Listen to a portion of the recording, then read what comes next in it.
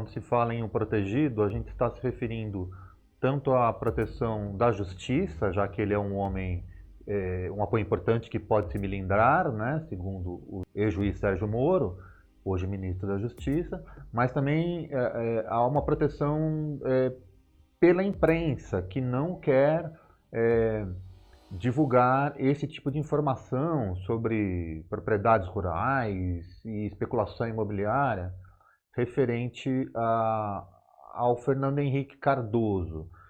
E o Fernando Henrique é um protegido porque e o país ignora suas terras porque ele é um aliado importante não só do judiciário, mas do empresariado brasileiro. E toda a história da Fundação Fernando Henrique Cardoso e dessas próprias terras, ela está diretamente relacionada a esses barões do PIB brasileiro, que tem nele um aliado real, ao contrário do que aconteceu com o ex-presidente Luiz Inácio Lula da Silva, que se considerou aliado de toda essa gente e continuou sendo visto como alguém de outra classe social. No caso do Fernando Henrique, não existe esse problema. Ele realmente é o príncipe, ele é o ser limpinho e cheiroso em relação ao qual essa elite gosta de comungar.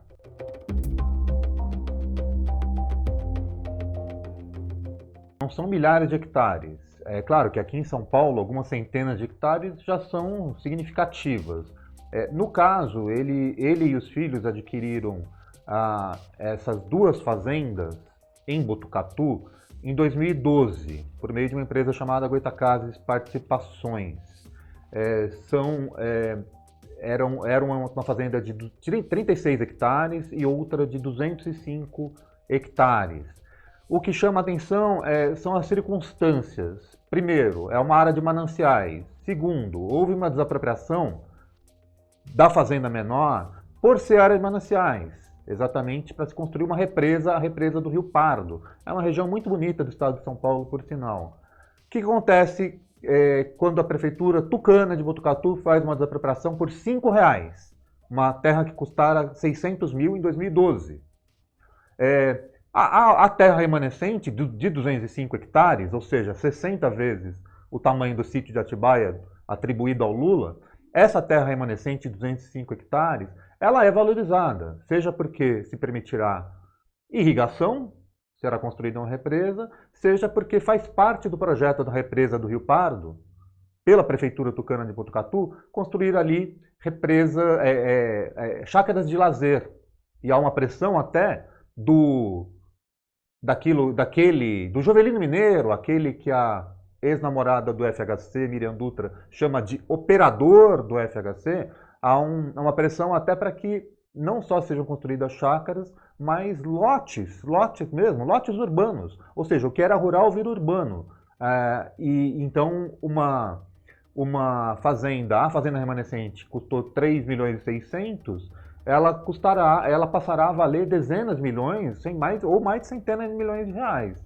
Essa aqui é a conta que a imprensa brasileira, a grande imprensa, insiste em querer ignorar. Se tudo isso fosse com o nome do Lula, obviamente já se estaria fazendo um alarde, olha, especulação em área de mananciais, área de proteção e não sei o quê, com o prefeito tucano de Botucatu dizendo que, agradecendo ao Jovelino Mineiro, Jovelino que o Fernando Henrique, diga-se, chama de Nê, chama carinhosamente de Nê, alguém muito próximo, é o compadre do Fernando Henrique.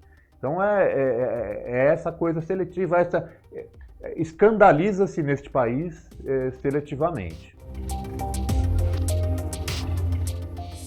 O sítio é um sítio, o sítio é uma área de lazer, não é algo para se produzir em escala alguma coisa. No caso do Fernando Henrique, é um canavial, produz-se cana, arrenda-se a terra para um canavial. E, aliás, toda a área é cana, é impressionante, não tem uma cerca, não tem um porteiro, não tem nada, só as trilhas para os veículos retirarem essa cana.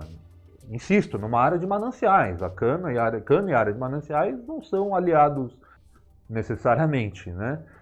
E então é uma fazenda. O nome é fazenda e não sítio, não chácara. Poderá se transformar em N chácaras ou N sítios, se o Fernando Henrique e seus herdeiros assim o quiserem.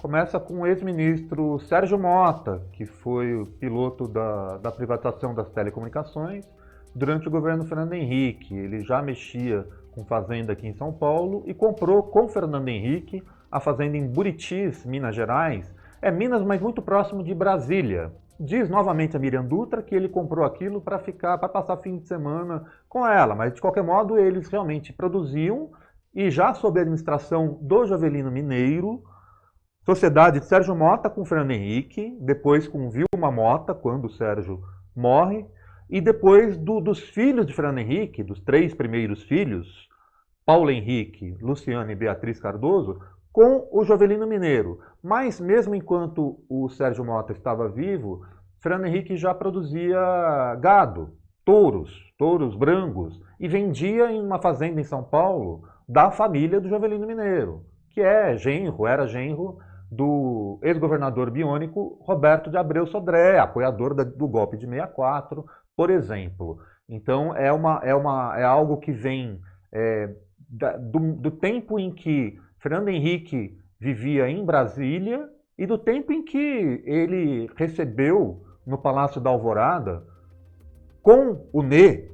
Eu e o Ney recebemos aqui o senhor Emílio Debrecht, né? Isso está lá nos diários da presidência do Fernando Henrique. É aí que começa essa outra história com o Jovelino Mineiro, mas com o Sérgio Mota passando o bastão para esse Jovelino Mineiro, o Ney, que se revelou alguém muito mais próximo até do Fernando Henrique nessa vida pessoal, privada.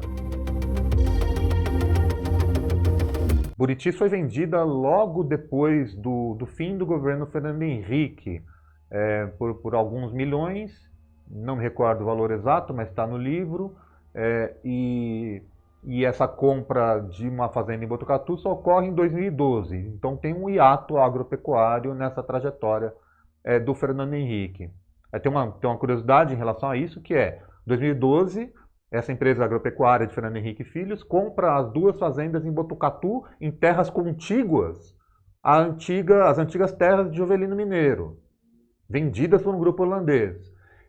E eles compram por mais de 4 milhões e depois o Fernando Henrique sai da sociedade. Então, quando eu faço uma série de reportagens no ano passado, no De Olho nos Ruralistas, sobre essas propriedades, o Fernando Henrique me responde, por meio do Sérgio Falso, da Fundação Fernando Henrique, dizendo que não, que é tudo só em nome dos meus filhos, etc.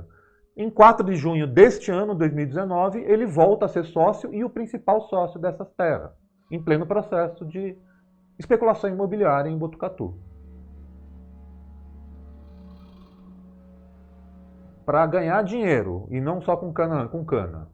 Parece-me bastante evidente que o objetivo ali é faturar com o que essas terras vão se tornar, ou seja, de uma terra nua, que é o que aparecia lá no momento da compra em 2012, tudo isso, essa área se torna um canavial e se tornará algo muito mais valioso que um canavial. Isso está no plano da prefeitura, não é uma calúnia, não é apenas uma conjectura, né? São 4 etapas para a construção da represa do Rio Pardo, e a 4ª etapa é que o entorno seja uma área de lazer. Já tem a Cachoeira Véu da Noiva, que é bastante conhecida ali em Botucatu, e tem todo um contexto de atrações turísticas, atrações da natureza em si, que permitem que seja feito esse salto, esse pulo do gato, de um canavial inóspito, que é o que tem lá hoje, para algo que valha muito mais do que 2 fazendinhas com canavial.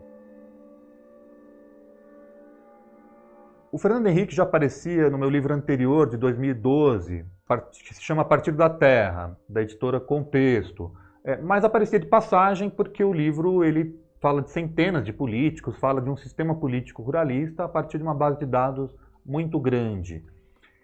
Ele aparece até porque, quando ele era presidente, ele expulsou sem terra do MST da fazenda em Buritis, em Minas, que tinham ocupado. Itamar Franco até critica criticou duramente depois essa atuação.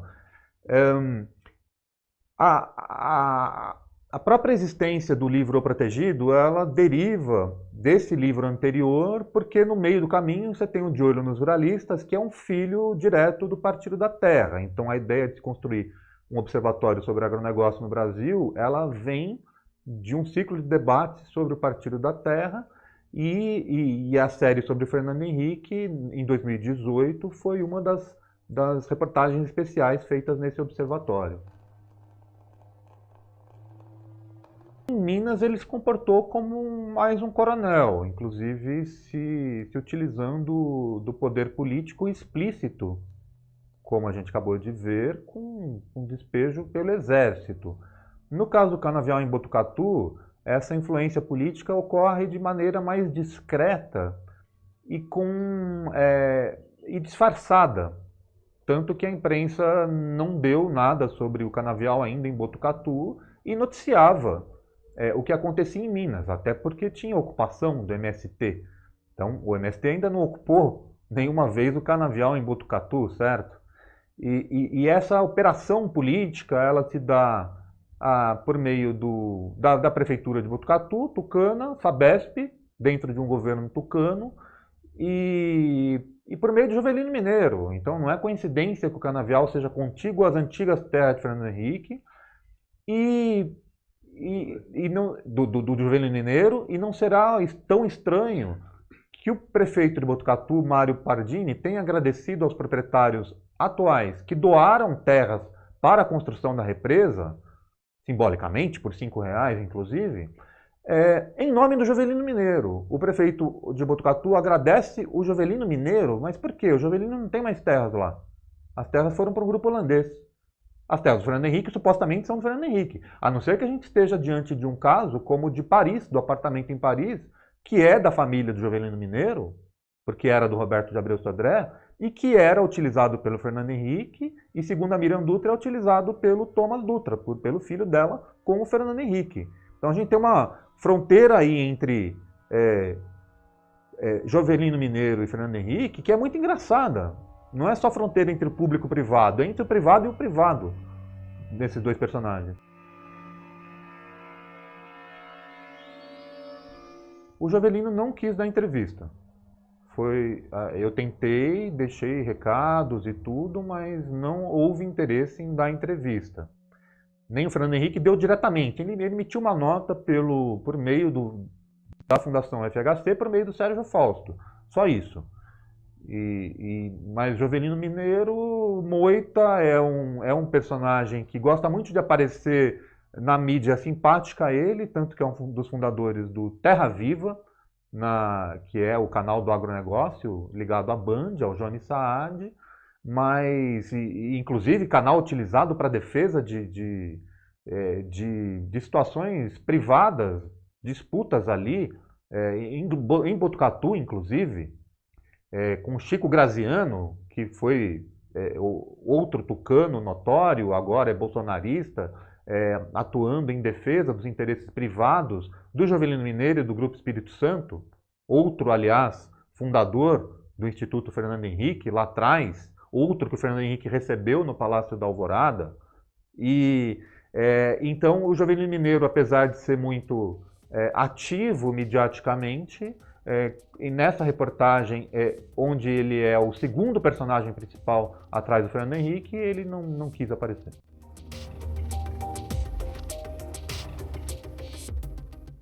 Especificamente sobre as terras, não.